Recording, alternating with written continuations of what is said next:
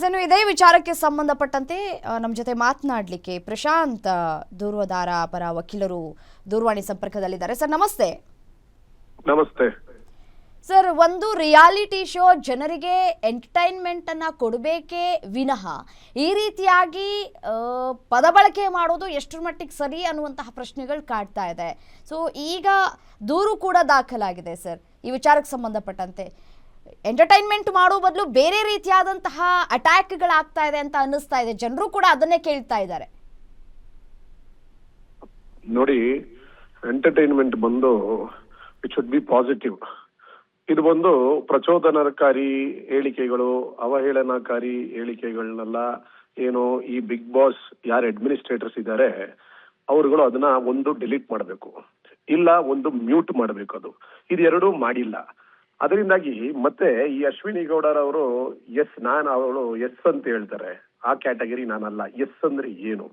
ಸ್ಲಮ್ಮ, S ಮತ್ತೆ ಅವಳೊಂದು minor ಹುಡುಗಿ, ಅವಳು ರಕ್ಷಿತಾ ಅನ್ನೋಳು.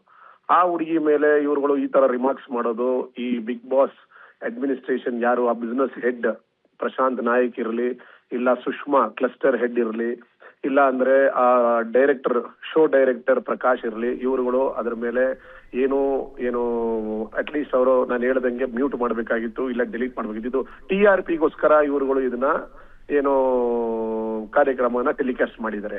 ಅದರಿಂದಾಗಿ ಇವ್ರುಗಳ ಮೇಲೆಲ್ಲ ನಾನು ಬಿಡದಿ ಪೊಲೀಸ್ ಸ್ಟೇಷನ್ ಅಲ್ಲಿ ಒಂದು ಕಂಪ್ಲೇಂಟ್ ಫೈಲ್ ಮಾಡಿದ್ದೀನಿ.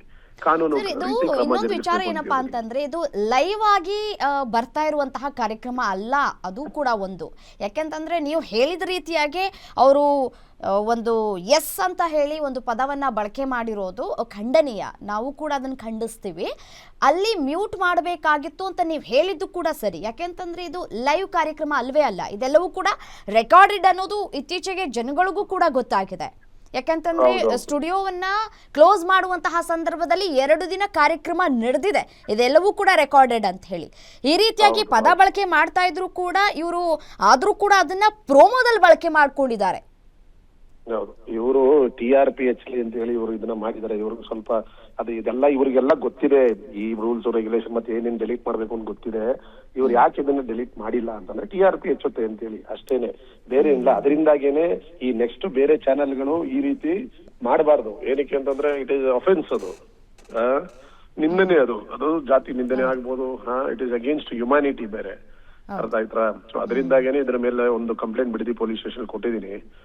Let them police take action against all these people. Not only Ashwini, ಮತ್ತೆ ಅಶ್ವಿನಿ ಗೌಡರವರು ಒಂದು ಚಿತ್ರನಟಿ ಮತ್ತು ಒಂದು ಕಿರು ತೆರೆ ನಟಿನು, ಮತ್ತೆ ಹೋರಾಟಗಾರ್ತಿನು. ಅವ್ರ ಬಾಯಲ್ಲಿ ಈ ತರ ಪದಗಳು, ಹೋರಾಟಗಾರ್ತಿನವರು ಅವ್ರ ಬಾಯಲ್ಲಿ ಈ ತರ ಪದಗಳೆಲ್ಲ ಬರೋದು ಸರಿಯಲ್ಲ. ಅವರೇ ಕ್ಲಾರಿಫಿಕೇಶನ್ ಕೊಡ್ಲಿ. ಅವರು ಎಸ್ ಅಂದ್ರೆ ಏನು, ಎಸ್ ಅಂದ್ರೆ ಏನು, ಆ ಕ್ಯಾಟಗರಿ ನಾನಲ್ಲ ಅಂದ್ರೆ ಏನ್ ಹೇಳಕ್ ಹೊರಟಿದ್ದಾರೆ ಇವರು?